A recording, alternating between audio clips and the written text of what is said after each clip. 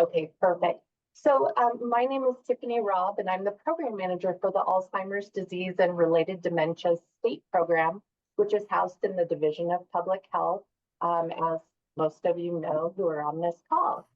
Today, what I wanted to do is provide you just an update of what's been going on with the program and throughout the state where the program's been involved. So dementia, as we all know, affects individuals, families, healthcare systems significantly. Understanding the scope and the challenges is crucial for developing an effective innovations as well as support systems. And so what we know in Idaho, and again, our we knows is only based off of the data that we have. So at this point, we know we have 27,000 individuals with a diagnosis of Alzheimer's disease. That does not take into account all the individuals who have different forms of dementia that are not an Alzheimer's dementia at this time. We do know that in Idaho, that if we were to bring together Alzheimer's disease deaths, it is the 6th leading cause of death in our state. And we do know that there are over 65,000 individuals in Idaho alone who step up to provide family caregiving to individuals who have a diagnosis of Alzheimer's. Now, we've implemented several initiatives to raise public awareness and equip individuals with the knowledge of dementia. And the intention of that is to really empower them to recognize the symptoms and recognize them early, seek that early diagnosis, and then access available resources such as many of yours who are on this call today. And so a big part of our program is really raising that awareness and providing that education out there into our communities. And it doesn't necessarily mean that we as a program have to provide the education. If you've worked with me a little bit, you know I love connecting you all with Idahoans who are needing supports and services in the communities that you serve. And that really is what I see us at the state level. It's kind of our responsibility is helping to facilitate those connections where Idahoans feel at this time they don't know where to go and or how to connect. And so that's one of the things that we can do is really empower them by facilitating those connections. Now, I do want to let you know that empowering Idahoans means that, you know, there's maybe some gaps in resources out there. And so we have as a program really worked on developing some resources and or co-partnering with other entities who have developed resources to get those resources out. So something you may or may not be aware of is that the Alzheimer's Disease and Related Dementias program is housed in the Division of Public Health, as I mentioned earlier. And it was very strategically placed in the Division of Public Health because of the fact we know at this time there is no cure for Alzheimer's or dementia. And so what we know from the research out there is that there seems to be research showing us that if you take on healthy lifestyles and implement those activities that could potentially reduce your risk of dementia or even delay symptoms of dementia down the road. And so what we really focus on at the state level is brain health from birth to death. And that does include individuals who do already have Alzheimer's or even dementias, because we know that there still is brain health that they can practice as well. So you'll see up at the top of the screen in the right corner, or in the left corner, sorry, is Noggin. Noggin is our new character that we launched last fall during the beginning of the school year. And Noggin is really targeting parents of kiddos as well as the kiddos. And the messaging is listen to Noggin and wear a helmet, or listen to Noggin and get sleep, or don't vape. Noggin has some new renditions coming out where we've partnered with other public health programs. So Noggin will be practicing healthy eating as well as exercise and diabetes management, all of those risk factors that potentially, if we are able to manage them and adopt healthy lifestyle factors, that could reduce our risk down the road. You'll see down at the bottom that we had developed a gun safety rat card. This was something that was near and dear to my heart. My grandfather had dementia. He had alcohol-induced dementia and loved guns. He was cleaning guns one night, and unfortunately, his gun discharged. Something that wouldn't have happened before his dementia state. But you know, it's something that did happen, and the neighbors had called the police. Everyone was safe. No one was harmed, thankfully, from that situation. But we just knew that then it was no longer safe for guns and dementia to exist in the same house. Or if they did, then we needed to make sure that they were locked, and those locks were removed out of the way of my grandfather's access. And so with this gun safety and dementia, this is really providing information on the back that's provided from the Alzheimer's Association on how to have those conversations. And the beauty of this is we've partnered with the VA, who provides us gun locks. And so you can go online and order these for free, and we'll send you gun locks. We've sent them to all of our area agencies on aging, and we're starting to get them out to our senior centers as well, boxes of hundreds of gun locks so they can just distribute them across the state. Up in the middle, you'll see healthy blood pressure, healthy brain. This is in collaboration with the National Chronic Disease Association, or National Directors of Chronic Disease. And what we've done is we've partnered with them on messaging of how to maintain whatever it is, whatever your chronic disease is, to reduce your risk of dementia or delay those symptoms and maintain a healthy brain. And these we're super excited to have available and pass out. We have these in the general population, as well as we do have these BRAC cards available for Indian country, which is super important. Now, some of you may or may not be aware that we had started over a year ago. We had, as a state, had acquired Dementia Friends Idaho. So we are the license holder for the state to offer Dementia Friends sessions throughout the state. We've partnered with the University of Idaho Ag Extension Program, and those educators go out into the community and offer Dementia Friends information sessions. Overall, we've heard a lot of positive from these information sessions. Just to be very direct with you, if you know a lot about dementia, Dementia Friends Idaho is probably not a session for you if you're looking for resources, supports, and services.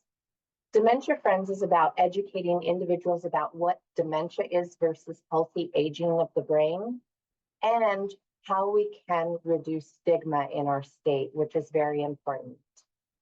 Dementia Friends sessions, there's curricula that's available for use, for veteran population, for many different languages, as well as individuals who have intellectual or developmental disabilities. So there's quite a few different curricula that is available and that we will be having available in our state.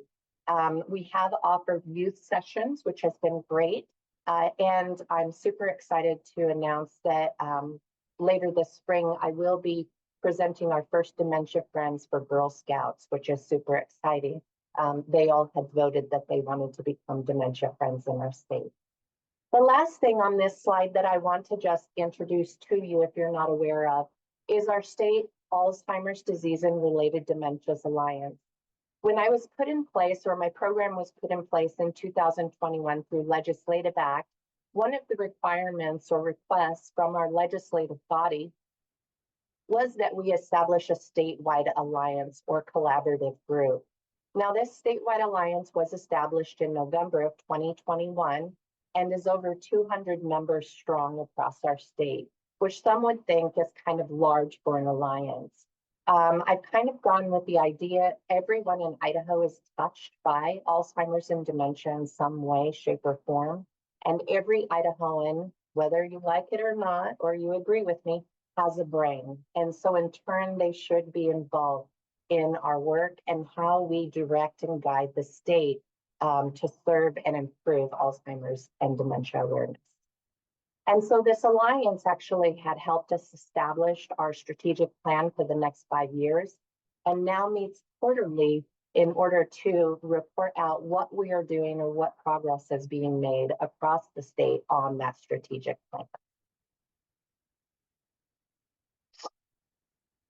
So we've implemented initiatives that to build that awareness across the state for our individuals, our Idahoans, our family caregivers, but we also are implementing awareness and education for our healthcare providers so that they can improve their awareness and comfort of addressing Alzheimer's and dementia. Now, it's not that healthcare providers don't know about Alzheimer's and dementia. Many healthcare providers have dealt with it, again, on a personal level even. It's just that in our country, we very much have tried to rely upon specialists in order to provide the best service and supports for individuals who are dealing with a certain ailment. Unfortunately, in Idaho, we only have around 8 geriatricians across our state who are those specialists per se. So what we really want to do is make sure that our primary care providers feel comfortable and confident with the information they have so that they feel empowered to really help provide the care and support, not only to the individual who has Alzheimer's or dementia diagnoses, but to the family caregivers who are navigating a very complex and convoluted system. And so one of the things that we've really helped do is, and we're happy to have done, is this is our second year of providing funding to host the Project Echo Idaho Alzheimer's disease and related dementia sessions. Now these sessions, you can access them online and they're currently going, they go from January through May. The beauty is the University of Idaho Project Echo loved what the focus was, and in turn, they were able to match us 6 more sessions. So we'll be able to have not just 6 sessions this year, but 12 sessions. But you can access those if you go to Project Echo Idaho and look up the Alzheimer's disease and related dementias logo.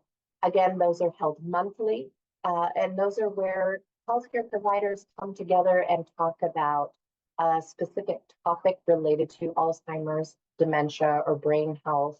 And then they work on a collaborative case that may be, that is causing concerns that all of the healthcare providers can learn from. The other thing that I wanted to share with you that I'm super excited about, and I cannot take credit for this, I was just happily included in this, is we've established what is called the Dream Team for our state. And this, I really am going to give credit to Dr. Abhilash Desai, who is the one who had come up with the name with Dr. Kara Kuntz for Dream Team.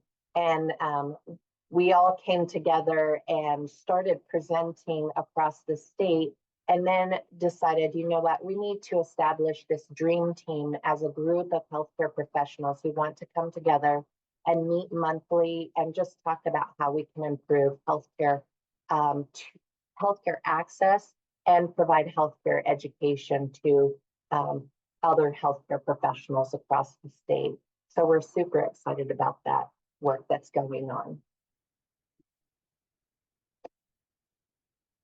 Okay, another thing that the program has done is we really are focusing on raising the awareness and education, again, not just to our layperson or our Idahoans, and not just to our healthcare providers, but also to our policymakers. It's super important that our policymakers, those people who are making laws for our state, know what our Idahoans are facing on a day-to-day basis. As I had mentioned, my program was established in 2021 through legislative act. Last year, so in 2023, the Alzheimer's Association with Senator Harris had established a bill that said that my program needed to provide the Senate Health and Welfare an annual report on the gaps, the progress, the partnerships, and other things that are impacting Alzheimer's and dementia response across our state. So this last year, I was able to produce our first report and deliver that in presentation form to the Senate Health and Welfare Committee, which was received with open arms. I was super excited about that. And the beauty of that is almost every committee member had a personal story to share, and afterwards came up and thanked us for the work that we are doing. So I'm super excited that we seem to have them supporting us on this. The other thing that I do want to let you know that is our responsibility is helping to make sure that our policymakers also have the information that they need if they're going to build new laws for our state.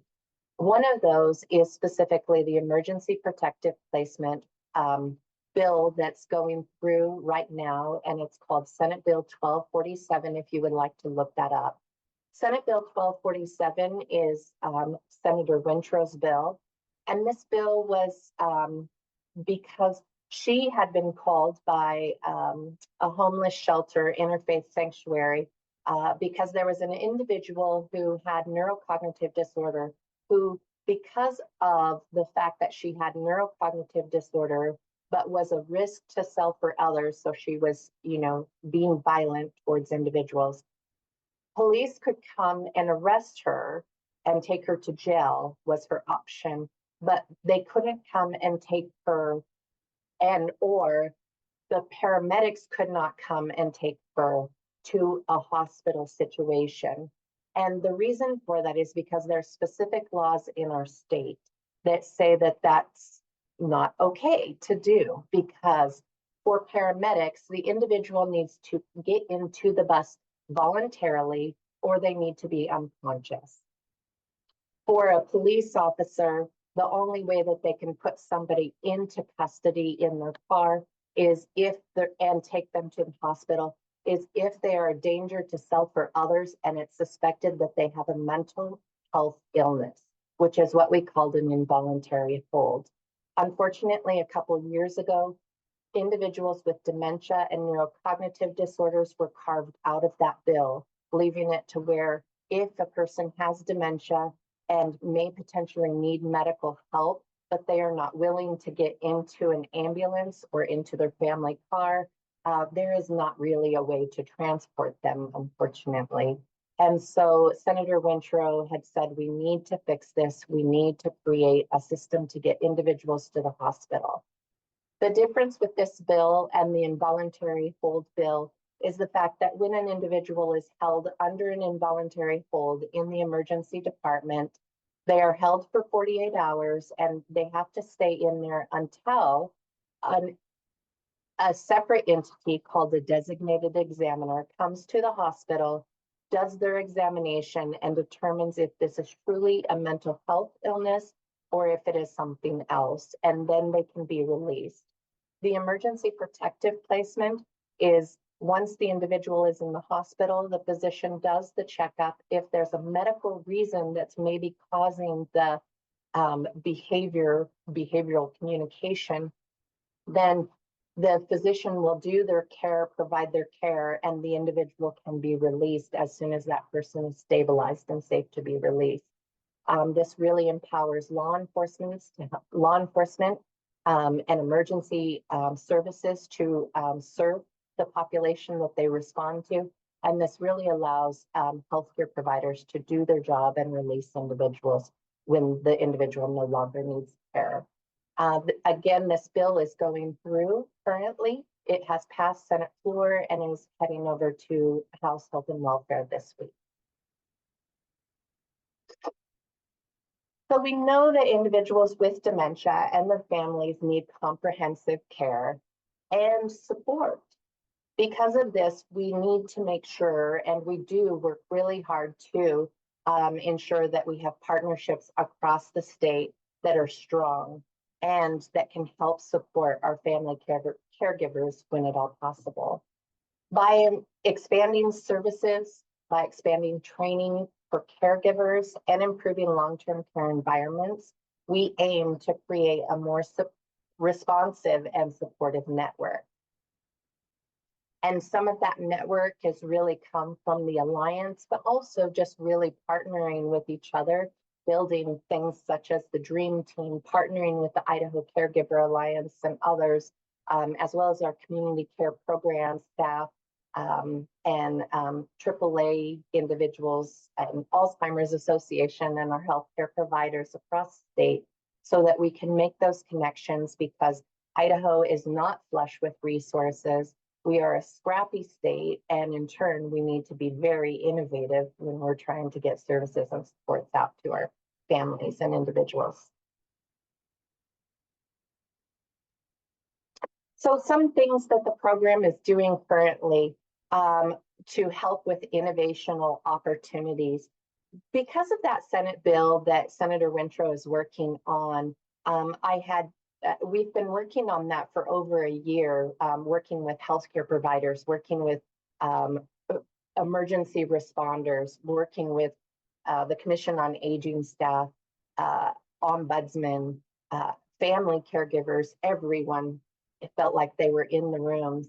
But we realized that a lot of our EMTs or our paramedics did not feel equipped when they went out and responded. In some parts of our state, we have what's called Community Health Emergency Medical Services, or KIMS. And these individuals are kind of like community health workers, which takes our EMS staff and puts them kind of on steroids. They're the ones that get to go out there and give love to our Idahoans and check in on them. And so what we've done is we've taken some state dollars and we've started funding a few pilots. One of those pilots is happening in Boundary County, which is up in North Idaho. And another one hopefully will be getting started in Magic Valley. Elmore County is another one that's really interested in doing this. We're just trying to get all the paperwork situated and figure out timing.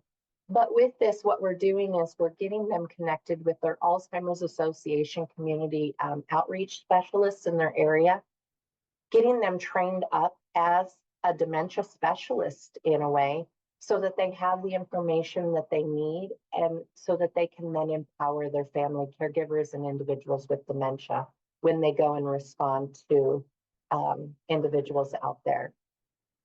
They also, when they respond to an individual and the individual says that they're concerned that maybe they have cognitive impairment or maybe the family member is noticing something, we also are empowering them with a tool called the A as in Apple, D as in dementia, and 8. And this AD8 informational tool is an 8-question interview that just goes through and looks at, is this individual having memory concerns? Are they having complications in doing certain day-to-day tasks? What this does is this helps us then initiate with that EMS or the KIMS provider. What that does is that helps them initiate a conversation with the individual and the family caregiver.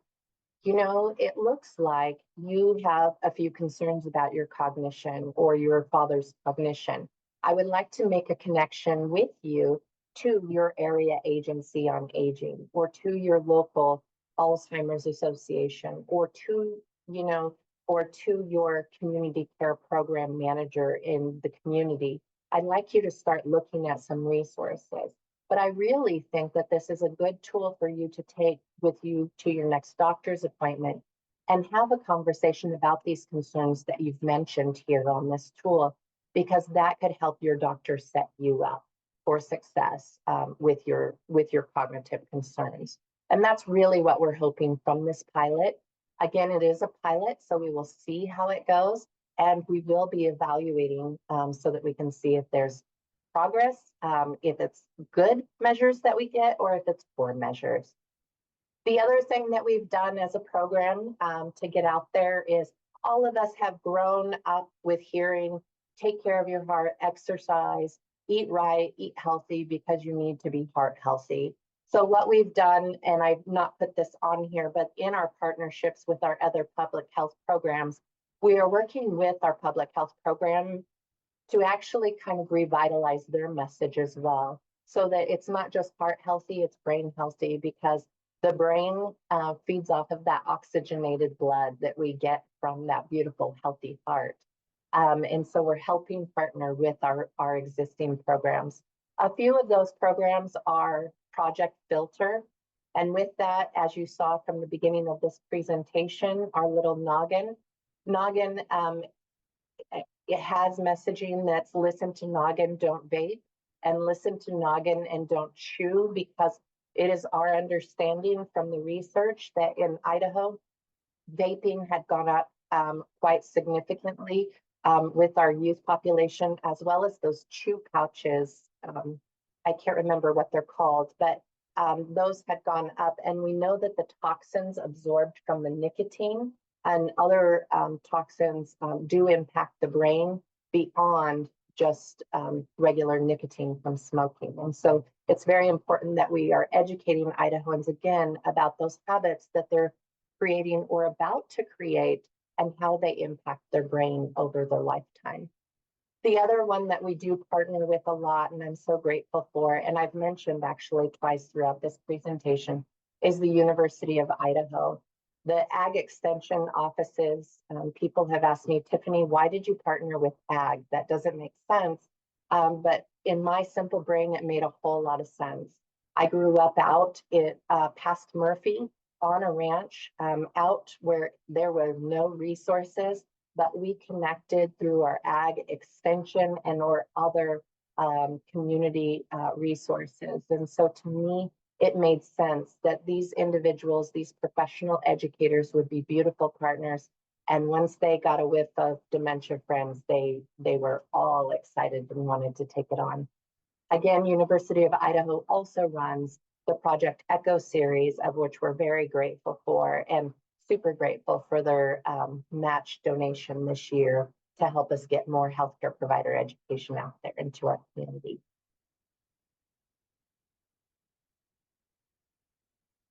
So I wanted to just share a couple success stories, really to celebrate the impact and provide that education, because honestly, as a state program, and we hear this a lot right now, especially during legislative session, is your tax dollars go to paying my salary, which I'll just tell you is not a lot, but also your tax dollars go to establishing these training opportunities or paying for these promotional materials or different things like that. So I wanted to share some success stories with you. One of those is based off of a caregiver workbook, and I'm giving a presentation this afternoon on that caregiver workbook, of which we're about to release. It's just in the final review process. And please forgive me, but government systems, we work slow as molasses. But when we developed the caregiver workbook, we had taken it to family caregivers across the state, both English speaking and Spanish speaking caregivers. And one of the pieces of feedback that we received from that was, once I got to review this caregiver workbook, I realized Idaho has resources and that I could reach out to others for help, which was really important because we have been hearing over and over again that Idahoans don't know where to turn when they receive a diagnosis or their family member receives a diagnosis. The other success stories or little quips that I had grabbed for today's presentation was, I didn't know I was a caregiver. So similar to Dara's presentation today, and many of you probably have served as a family caregiver or are currently serving as a family caregiver and don't recognize yourself as such. But in this, the individual says, I didn't know I was a caregiver. Once I found out what I was, besides a daughter, I found out I wasn't alone, which is one of the big reasons we want individuals to identify as a caregiver. It's not to diminish what you are as a daughter, a husband, a wife, a grandchild, a friend, neighbor, but it also allows you to then connect to others who are going through similar situations. Learning from each other and finding support within each other's circles is super important, and it helps sustain us during the hard times. One other thing that I wanted to share, which I just really appreciated because I have a lot of imposter issues at times, with developing this program. I'm like, oh my gosh, this is a big task, and why'd they trust me to do that? But last week at the Alzheimer's day at the Capitol, an individual came up to me, and it just really provided me comfort. She said, the program has been able to do things in these last 2 years that I've dreamed about happening in Idaho for years. And she just wanted to thank us so much for this effort. And I'm just so grateful to hear that, because I want to make sure that we are serving Idahoans to the best of our ability and being fiscally responsible with your tax-paying dollars.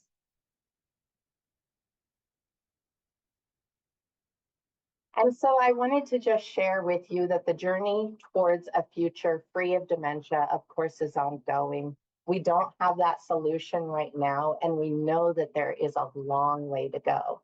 But if we remain committed to collaborating, to innovation, and to fostering hope, we can continue to work towards those shared goals. And with that, I'll open it up for questions. And thank you so much for your time today.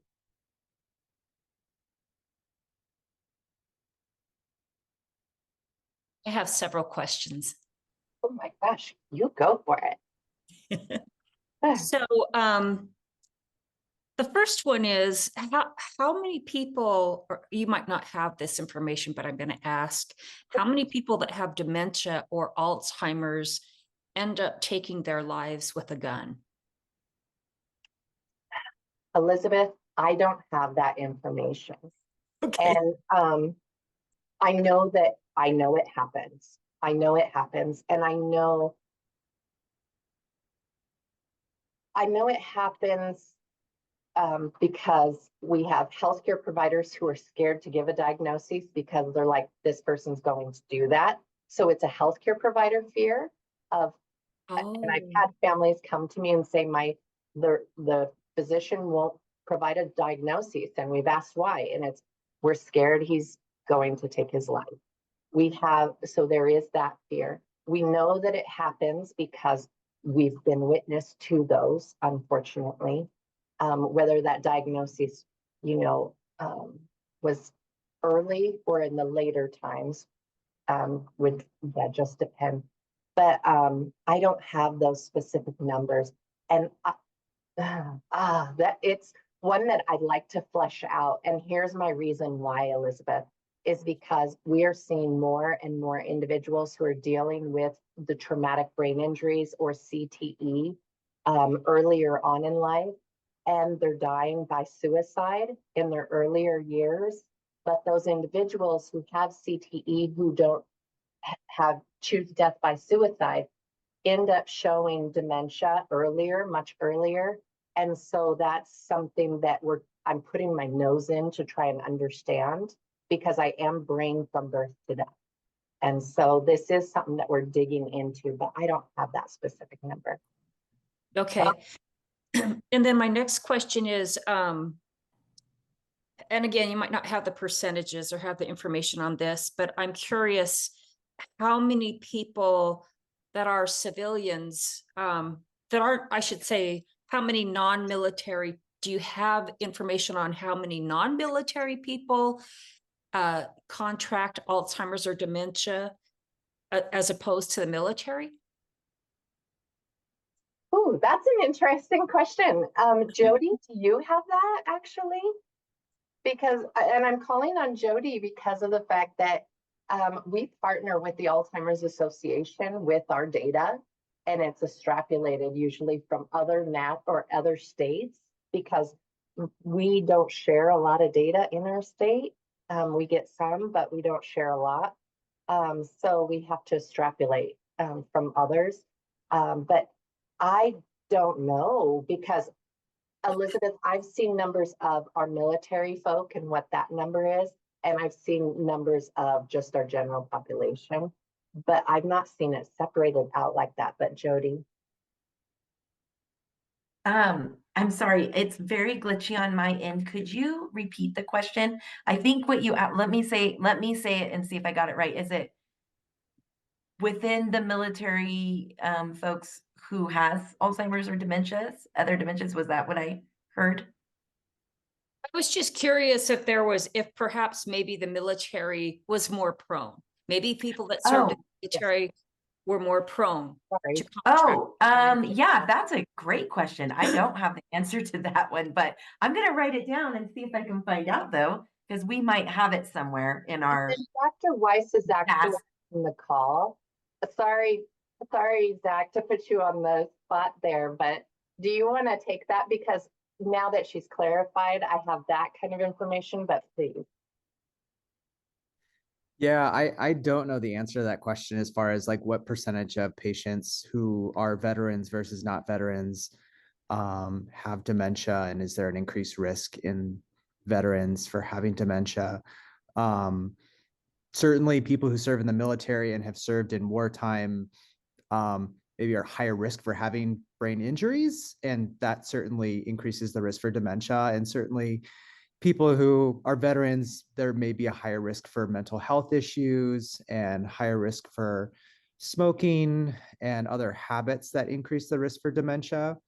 So I think there's a lot of correlations that could lead to increased risk factors for dementia, but I don't know the answer as far as like numbers wise or what the percentages are. So yeah, I'd be really interested to know.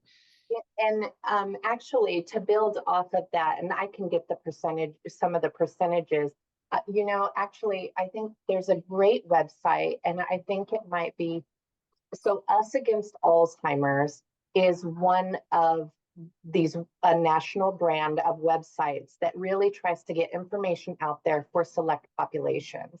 Us Against Alzheimer's is more for our African American or our Black population across the country. And then there's Latinos Against Alzheimer's. And then there's a Veterans Against Alzheimer's and a Women's Against Alzheimer's. So I would go to the Veterans one and see, because they would have numbers. But just like Dr. Weiss was saying, Elizabeth, what we know from the research is our veterans come back with a lot of TBIs or traumatic brain injuries due to whatever it is.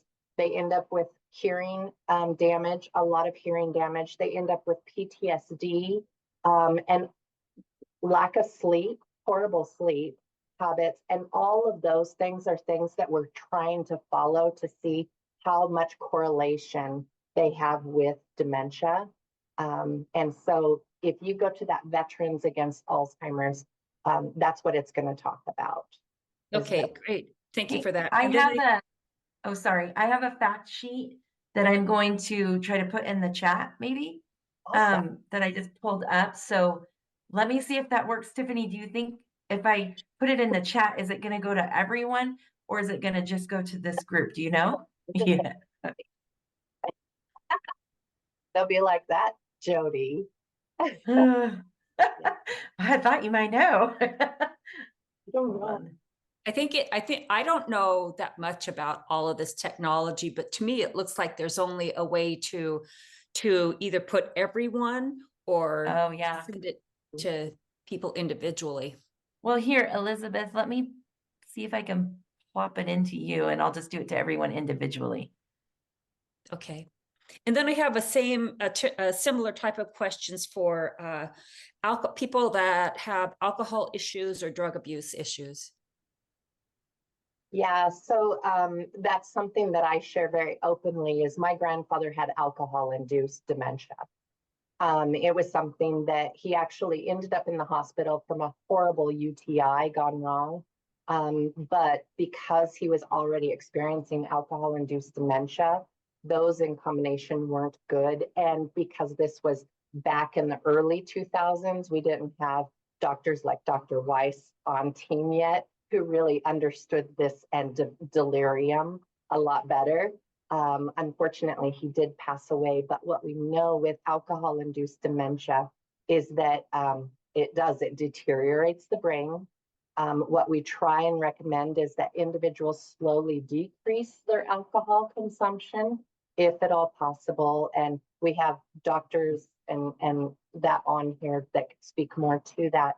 But it's my understanding as well that if an individual who's experiencing alcohol-induced dementia symptoms, if they were to take out the alcohol, that it actually will slow the progression of their dementia state. It doesn't propel fast in cases. That's my understanding, but Dr. Weiss or others, I would love for you to put me on the spot and say, no, that's not correct, because I don't want to pass rumors. Yeah, alcohol use, especially heavy alcohol use long-term, definitely is a risk factor for dementia and can cause damage to different parts of the brain. And it's interesting, everyone's different. And when you look at people who drink alcohol heavily, not everyone develops cirrhosis over a long period of time. And so I think it's not, you know, this much alcohol for this many years is going to cause dementia, but some people are more susceptible based on other risk factors and their own makeup. But yes, alcohol is definitely a risk factor. Any sort of cutting back, I think is definitely helpful, and the earlier the better too. And what about with drug abuse? Is there any correlation with drug abuse? Yeah. Aside Again, from alcohol, which is a drug. yeah, I mean, I think if you look at different drugs, and I'm not going to be able to speak on the specifics of like different types of drugs, but definitely drug abuse, I think also can increase the risk for dementia and increase just the risk for other adverse health outcomes in different ways. And I mean, specifically, think about smoking. It increases the risk for vascular disease, which is another cause of dementia. And what we're seeing more and more and realizing now is that dementia is not just caused by, oftentimes not caused by just one disease.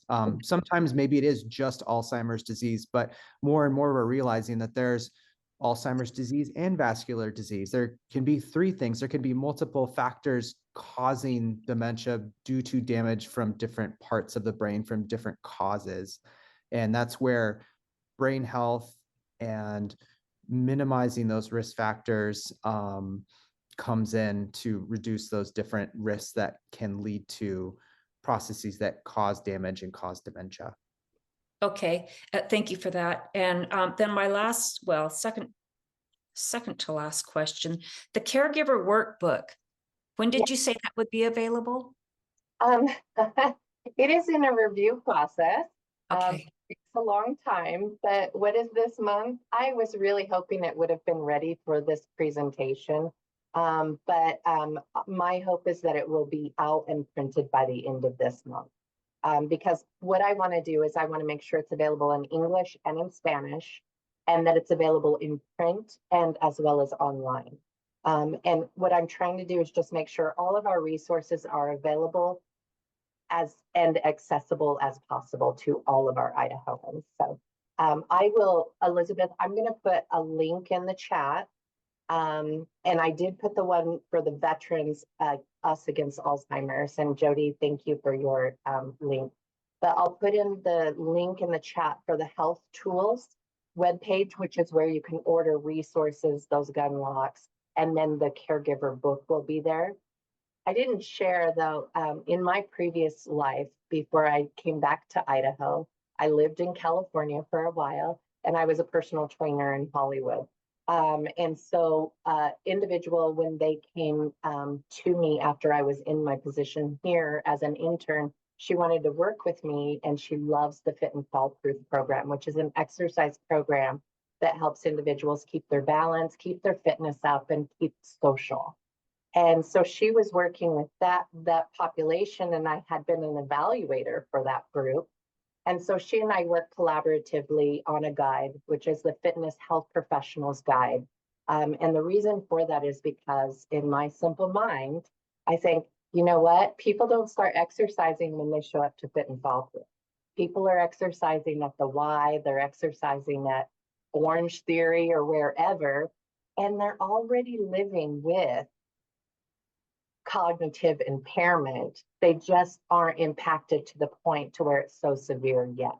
So how can we educate those healthcare professionals about brain health, helping them spice up their, hey, exercise, do another kick, because it's good for your brain as well. And also the other part that I really wanted is really for our healthcare professionals to start identifying those family caregivers out there, because those social activities of classes, of working out, are self-preservation that allow us to continue to doing that care for our loved ones.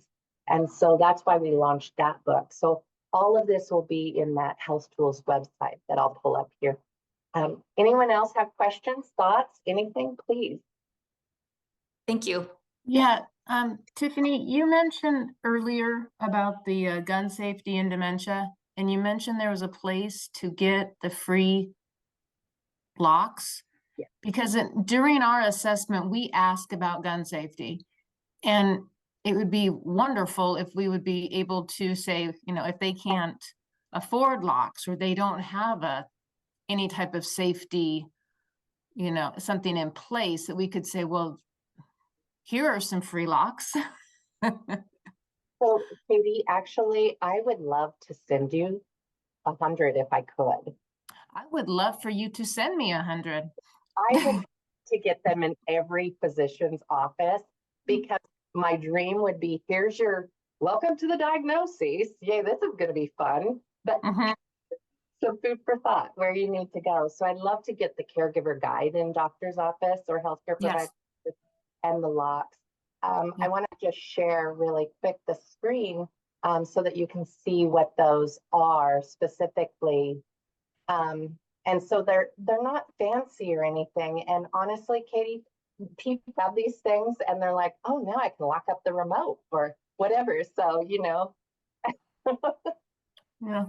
Yeah, so definitely please email me. I threw my email in the chat. Okay. Email me and then I'll ship you out some for sure. Oh, that would be wonderful. Thank you, Tiffany. Sorry, it crashed. Okay, perfect. Any other thoughts or what are some things that we could do at the state level to help all of you who are doing your work on a day-to-day basis? More respite for the caregivers and more respite places, please. So yeah, so Katie, are you in Boise area, did you say, or you're in Nampa? We have 3 clinics through St. Alphonsus Geriatrics. So there's Boise, Eagle, and Nampa. I'm in Eagle and Nampa, but Kathleen Little and I were 2 peas in a pod. So, you know, things that you're sending me, I'm sending to her and vice versa. So perfect. Yeah. So I do want to just let you all know, we had received $450,000 from Association for Community Living last year in July for respite services. Unfortunately, our state legislative body had said we could not spend that money, so it has been sitting there along with our CDC dollars because we received them after our budget was approved in May. So budgets are usually approved during legislative session, and then they said that we can't spend anything that we receive after, where we know grant funding doesn't coordinate well that way. So we've been sitting on this money, and so it sounds frustrating, and it definitely was at the time. But I think it's allowed us to kind of strategize and pivot a little bit.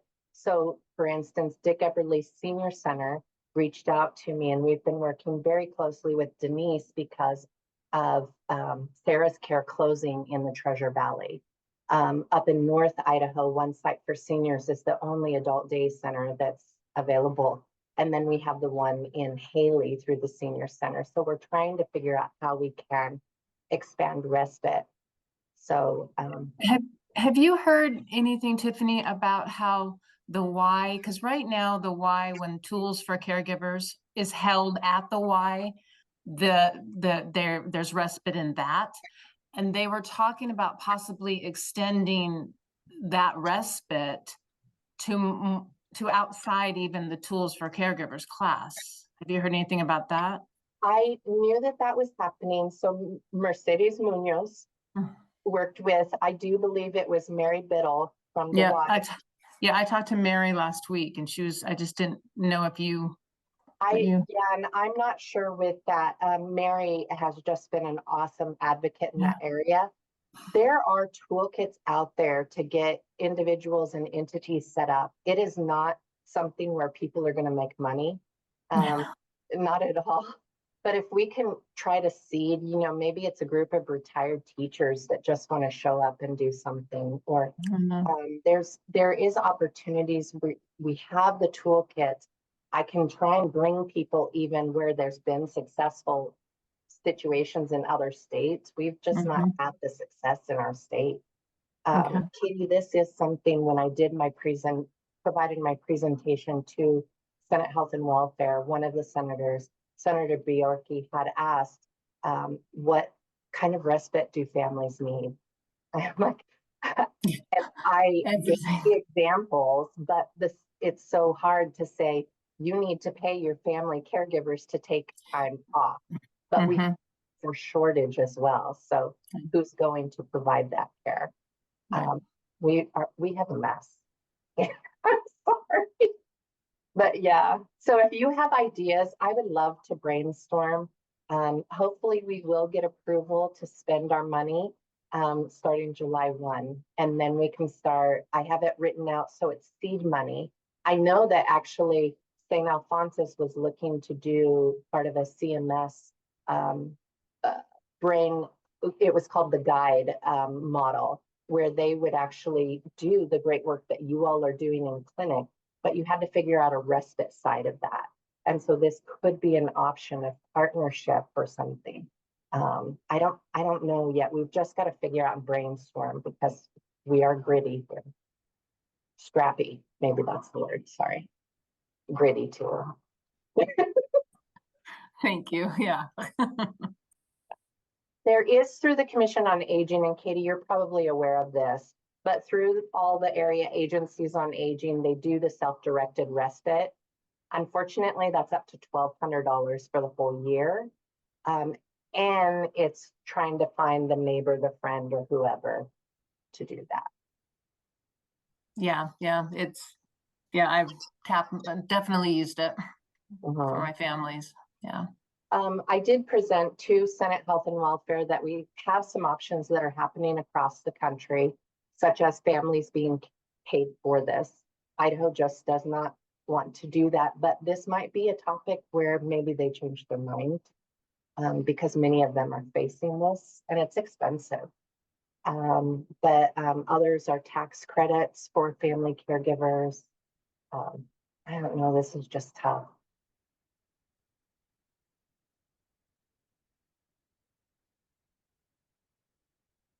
Any other thoughts, comments, or ideas? And Katie, you'll email me, right? So I can get you gun locks, and I can even send 200 if you would like me to send for your partners in each clinic. So Yeah, that would be great. Yeah. So I think I probably have about 400 left right now, but I can get another 1,000. Oh, wow. Yeah. Yeah. What? They think I'm a bit crazy because but they go. Well, sometimes we need crazy to get results. We